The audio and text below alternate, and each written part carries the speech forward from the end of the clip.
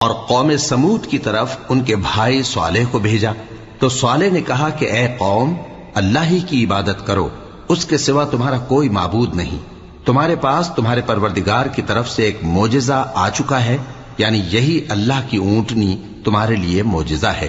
تو اسے آزاد چھوڑ دو کہ اللہ کی زمین میں چرتی پھرے،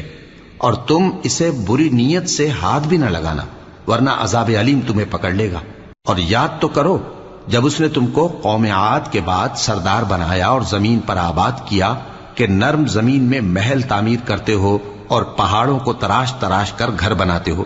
پس اللہ کی نعمتوں کو یاد کرو اور زمین میں فساد نہ کرتے پھرو۔ تو ان کی قوم میں سردار لوگ جو تکبر کرتے تھے، غریب لوگوں سے جو ان میں سے ایمان لے آئے تھے، کہنے لگے، بھلا تم یقین کرتے ہو کہ صالح اپنے پروردگار کی طرف سے بھیجے گئے ہیں؟